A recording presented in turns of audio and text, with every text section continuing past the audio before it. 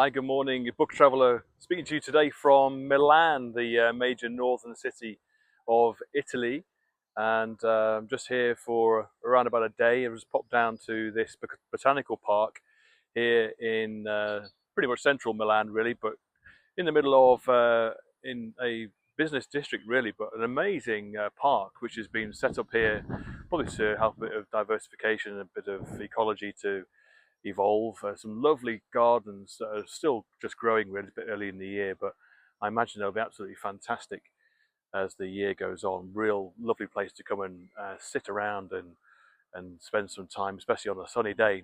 Not so much sun around today though. Maybe, as you might be able to hear, a bit windy and there's a chance of rain as well. So I'll try my best to keep dry.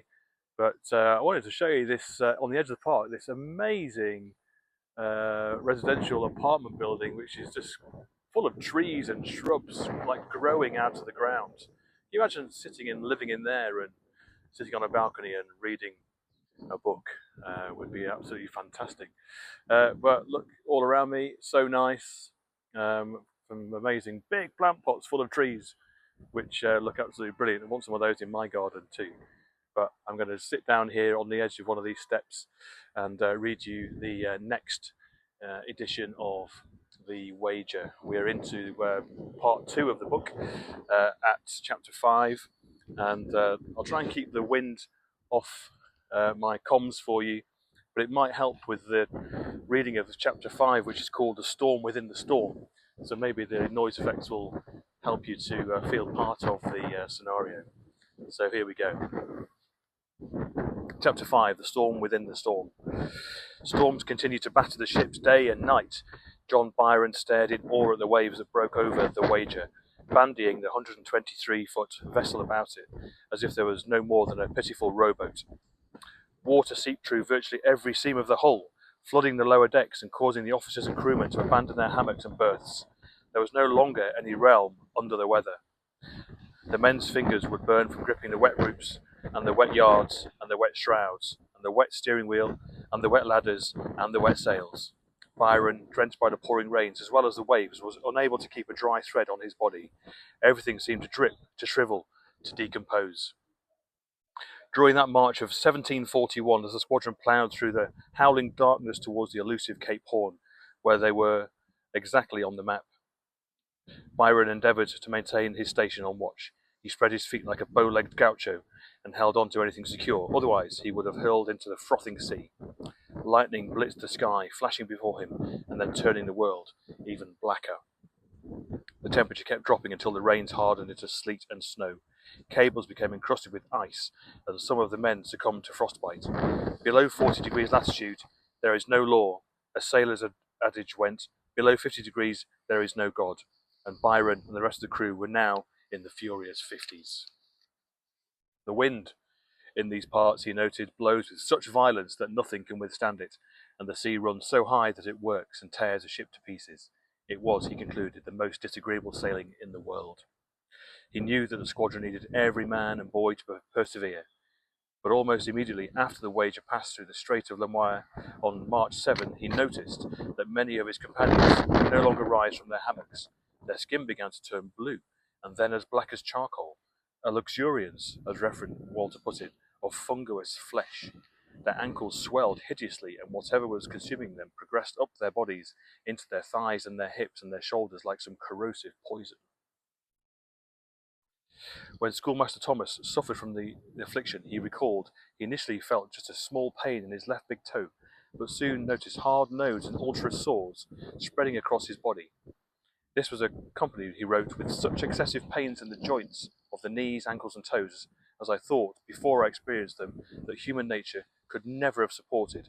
Byron later caught the dreadful disorder and found that it engendered the most violent pain imaginable. As the scourge invaded the sailors' faces, some of them began to resemble the monsters of their imaginations. Their bloodshot eyes bulged, their teeth fell out, as did their hair. Their breath reeked of what one of Byron's companions called an unwholesome stench, as if death had already come upon them. The cartilage that glued together their bodies seemed to be loosening. In certain cases, even old injuries re-emerged. A man who had been injured at the Battle of the Boyne, which took place in Ireland more than 50 years earlier, had his ancient wounds suddenly break out anew. Still more astonishing, Reverend Walter observed, one of his man's bones that had healed after fracturing at the buoy now dissolved again, as if it had never been consolidated. Then there were the effects of the senses. One moment the men might be overcome with visions of bucolic streams and pastures, then, realizing where they would sink into complete despair. Reverend Walter noted that this strange dejection of the spirits was marked by shiverings, tremblings, and the most dreadful terrors. One medical expert compared it to the falling down of the whole soul. Byron saw some of the men descend into lunacy, or as one of his companions wrote, the disease got into their brains, and they ran raving mad. They were suffering from what a British captain had dubbed the plague of the sea, scurvy. Like everyone else, Byron didn't know what caused it. Striking a company after at least a month at sea, it was the great enigma of the age of sail, killing more mariners than all other threats, including gun battles, tempests, wrecks, and other diseases combined. On Anson's ships, scurvy appeared after the men were already ailing, leading to one of the most severe maritime outbreaks. I cannot pretend to describe that terrible distemper the ordinarily phlegmatic Anson reported, but no plague ever equalled the degree we had of it.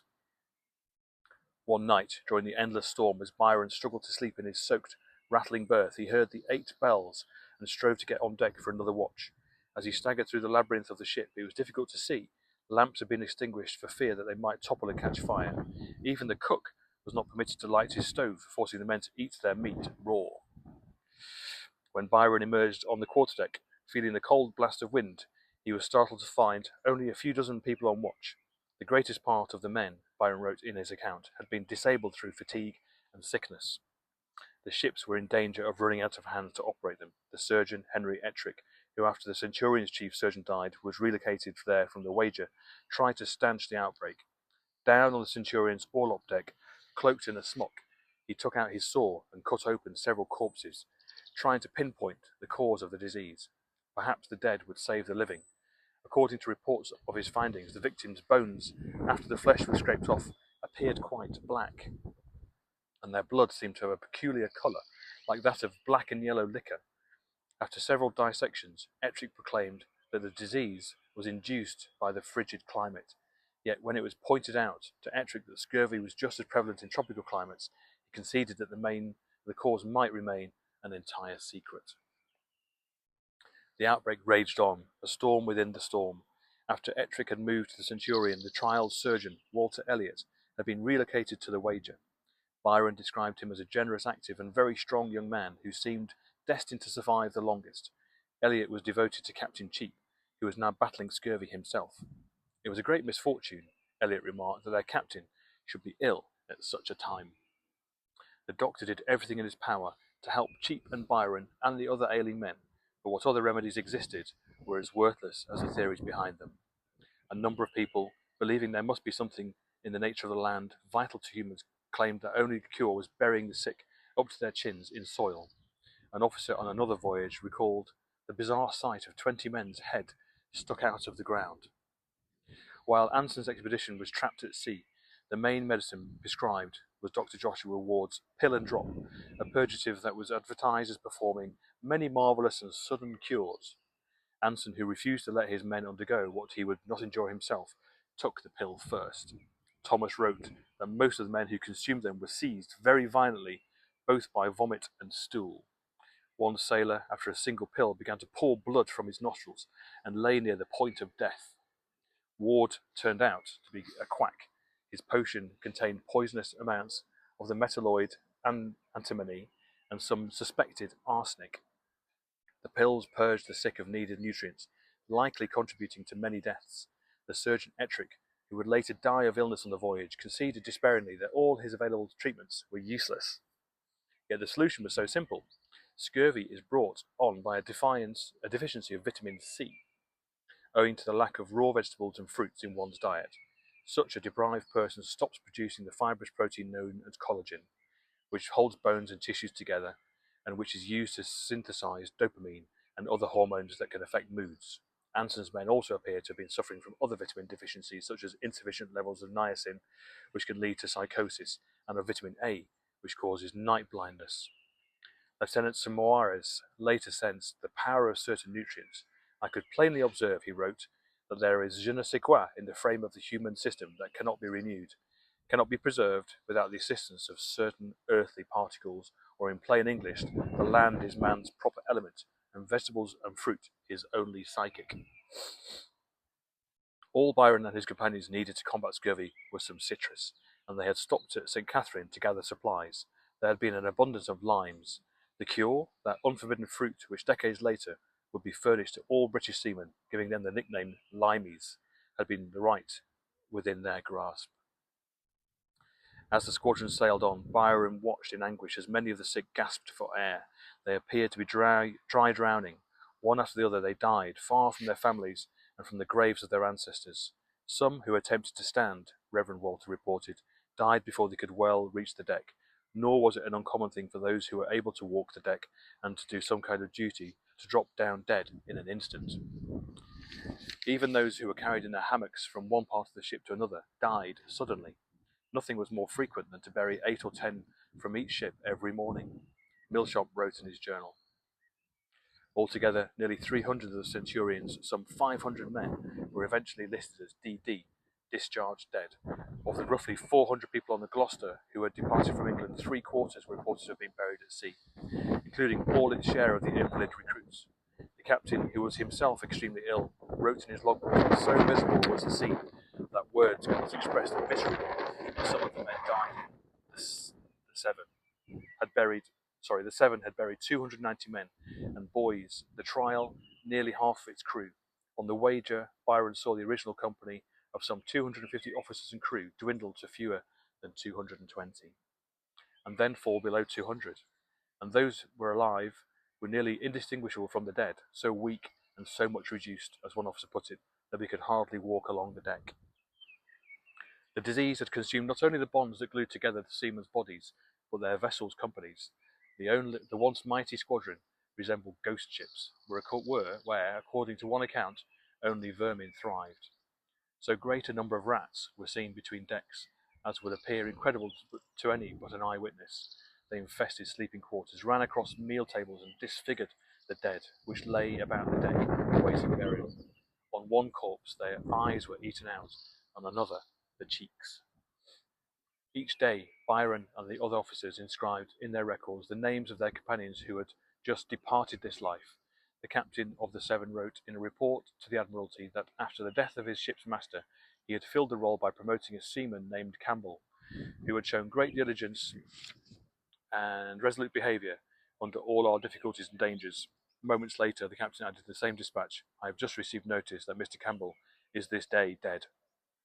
The Centurion's midshipman Keppel, whose diseased, toothless mouth resembled a dark cave, grew so weary of cataloguing the dead that he wrote apologetically, "I have omitted to insert in my log the deaths of several men." One later passing was not neglected in the records, the entry truncated with the standard abbreviations of AB for able seaman and DD for discharged dead.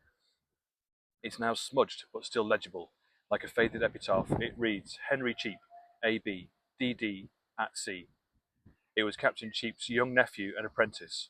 His death no doubt rattled the Wager's new captain more than any storm. Byron tried to offer his deceased companions a proper sea burial, but there were so many corpses and so few hands to assist that the bodies often had to be heaved overboard unceremoniously. As the poet Lord Byron, who drew on what he referred to as my granddad's narrative, would put it, without a grave, unnailed, unconfined, and unknown. By late March, after nearly 3 weeks of futile attempts to get through the Drake Passage, the squadron was on the verge of what Reverend Walter called total destruction. Its only hope was to quickly get around the Horn and reach the nearest secure landfall, the Juan Fernandez Islands, an uninhabited archipelago in the Pacific, 350 miles off the western coast of Chile. Getting thither was the only chance we had left to avoid perishing at sea, Reverend Walter noted.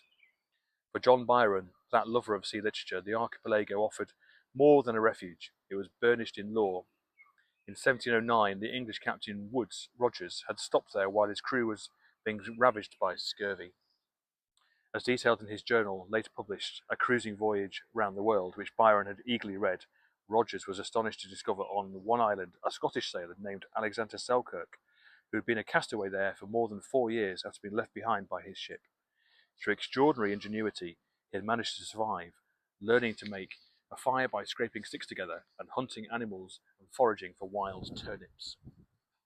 When his clothes wore out, Rogers explained, he made himself a coat and a cap of goat skins, which he stitched together with no other needle but a nail. Selkirk read from the Bible that he had with him, so that he said he was a better Christian while in his solitude than ever he was before. Rogers called Selkirk the absolute monarch of the island. As a tale gets passed from one person to another, it ripples out until it's as wide and mythic as the sea. And Selkirk's story provided the germ for Daniel Defoe's 1719 fictional account of Robinson Crusoe, a pain not only to British ingenuity but also to the country's colonial mastery of distant realms. As Byron and his shipmates were being pounded by the forces of nature, they became entranced by visions of Juan Fernandez's visions, no doubt made more dazzling by their scorbutic dreams. On that long-wished-for island, as Millshop called it, they would find emerald fields and streams of pure water. Thomas, in his journal, compared the island to the Eden of John Milton's Paradise Lost. One night in April, Byron and the others in the squadron determined they'd made it far enough through the Drake Passage and to the west of Cape Horn Island that they would finally turn north and head safely to Juan Fernandez. But not long after the ships tacked north, the lookout on the Anna noticed through the glancing moonlight strange formations, rocks. The Anna's crewmen fired their guns twice in warning, and soon the other ships' watches were also discerned, the jutting lee shore, the glistening rocks rising, and one captain wrote in his logbook, like two black towers of extraordinary height. Once more, navigators' dead reckoning had been wrong, this time by hundreds of miles. The ships were not west of the tip of the continent, rather they were having been driven eastward by the winds and the currents pinned against it. The crew members managed to turn just in time and avoid being wrecked, but more than a month after entering the Drake Passage they had still not escaped the blind horn's hate. Millshop wrote in his journal, our seamen, now almost all despairing of ever getting on shore voluntarily, gave themselves up to their fatal distemper, and they envied those whose good fortune it was to die first. Byron's spirits were crushed. To get clear of the land, they were heading back south in the opposite direction to the island of Robinson Crusoe, and back to the vortex of the storms. Sounds awful, doesn't it? Imagine being on that ship with scurvy and people dying around you. Pretty horrendous. That's the end of chapter 5. I'm going to chop on to chapter 6, but that'll be in the next instalment. Join me then.